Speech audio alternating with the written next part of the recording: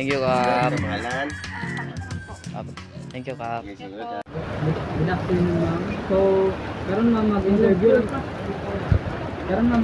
lang ko about sa amon na silahan yung sa NDNC yung kaya tayo sa magkain ng statement.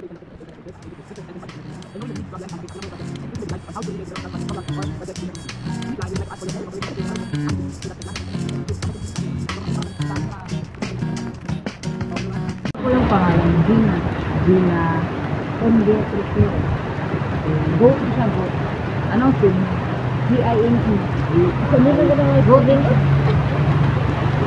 Gina Onde Tripio. So, bilang ang dito ko. Oo, 8 lang. Then, saan po yung tira? Ay, ano po yung, address niyo po? Puro 3. 3. Maraming lang.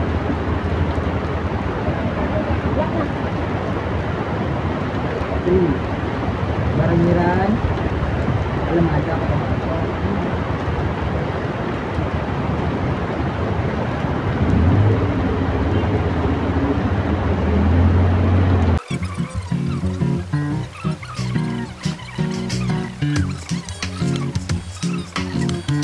Check. Ano ang mga nakikita niyong dapat bigyan pansin sa inyong barangay? Kalinisan at kaayusan sa paligid o problema sa kalusugan ng mga tao? Ano ang inyong panahon sa barangay na dapat bigyan pansin? Kalinisan at kaayusan ng paligid.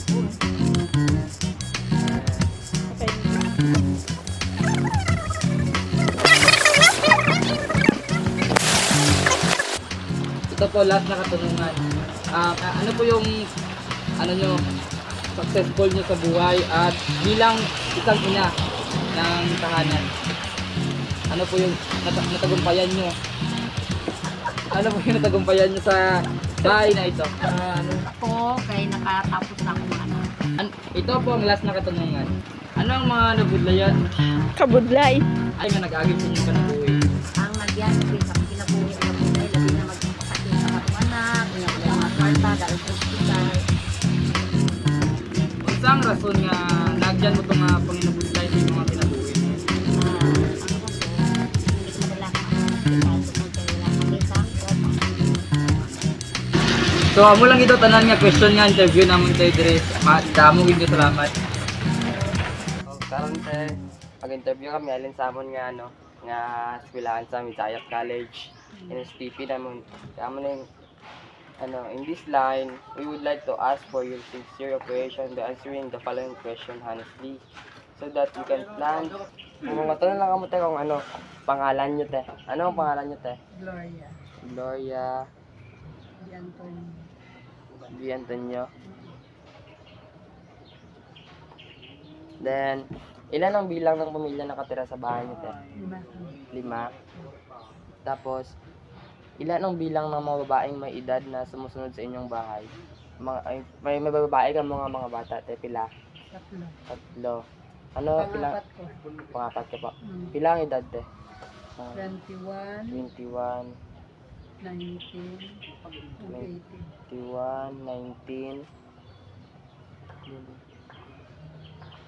19, kag 18, tatlo tanan sila ta. Tas pakilagyan, ilan ang mga bilang ng mga lalaking may edad? Ang isa, pilang edad? 51. 51. Isa.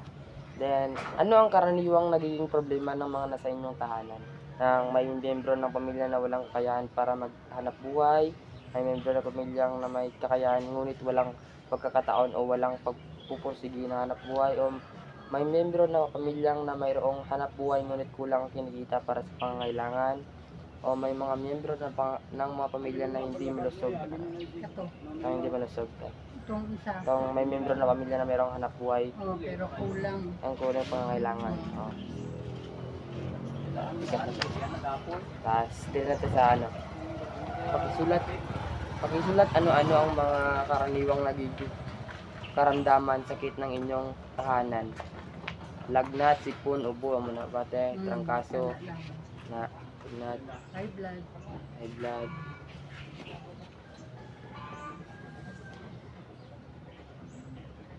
Mas, doon na. Ilan lang naghahanap buhay sa inyong tahanan? Isa. Ano ang mga hanap buhay ng mga inyong tahanan nakatira sa bahay? Nagtitinda, guro, nurse o caregiver, call center, ana, Sika driver. driver. Tapos, tinak sa pita.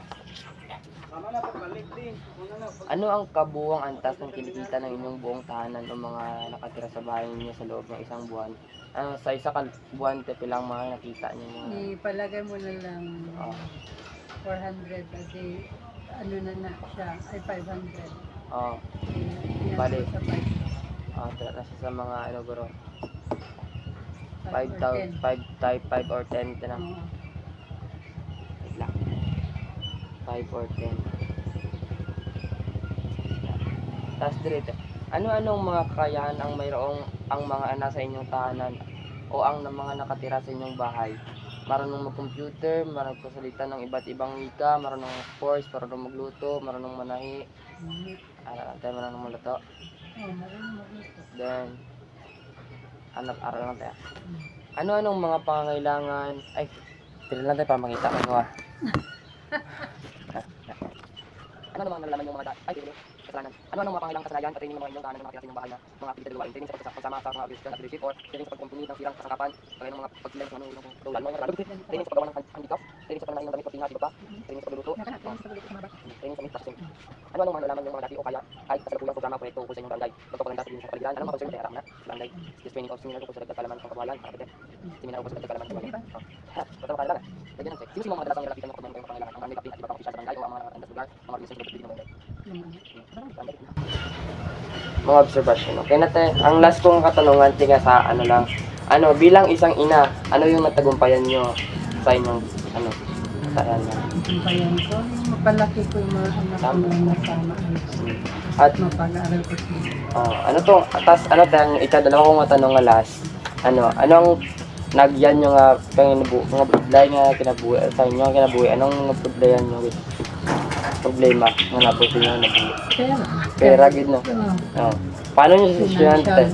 Ha? Paano nyo nasolusyonan? Ano, gawa lang ng paraan para Sikap. lang magsipag-sisikap yun. Tama ito.